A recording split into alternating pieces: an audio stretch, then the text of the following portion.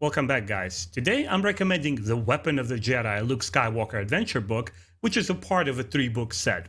If you want to find out what I think about it and what exciting adventures await you, stay tuned.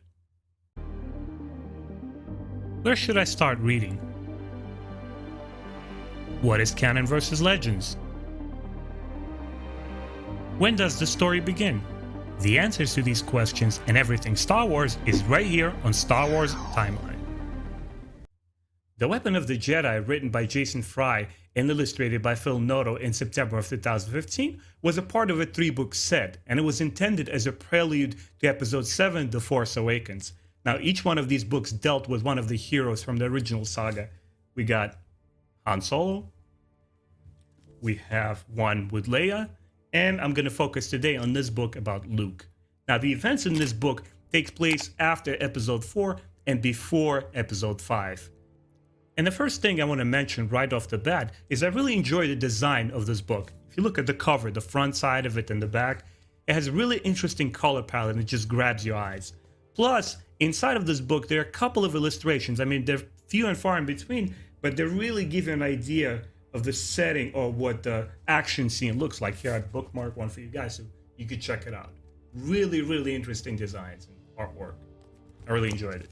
Big shout out to Phil Noto.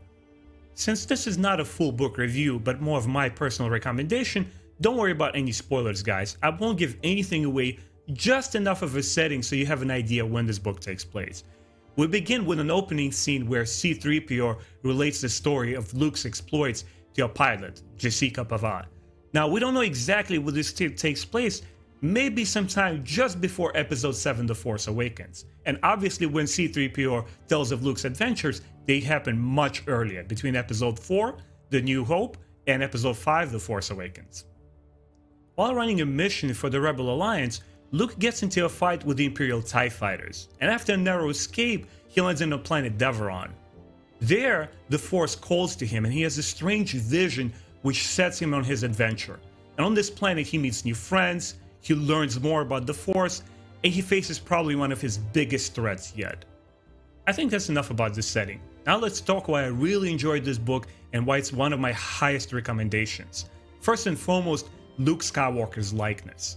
Now when I read other Star Wars books, some authors try to portray the legacy characters that we loved on the big screen, and they don't get as far as just trying to mimic the mannerisms and the acting performances of the actors who portrayed those characters. Like, for example, Harrison Ford's Han Solo, the swaggering, swashbuckling space cowboy.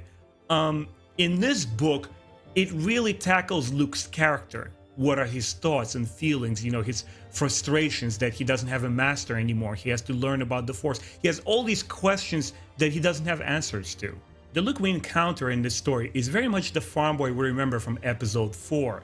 He's very headstrong, he's impatient, and he charges into action without too much foresight. But at the same time, Luke is very relatable. It's still very much a coming-of-age story, and I think younger readers will particularly enjoy this.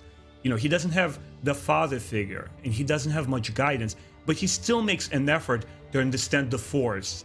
And if you have a question of, well, how come Luke can stand toe-to-toe with Darth Vader in Episode 5, well, obviously we see their training sessions with Yoda, but prior to that, this book goes into some detail where Luke starts exploring and really use the Weapon of the Jedi and, have a feel for it.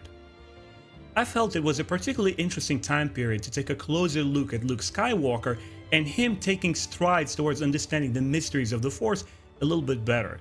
And in such a short span of a story, I felt the author really honored the character of Luke Skywalker and brought him to life. Which leads me to my next point. The story is really compact here and honestly feels like an episode of a television show. It fleshes the main character exceptionally well and allows him the opportunity to grow and develop even within the span of such a small adventure.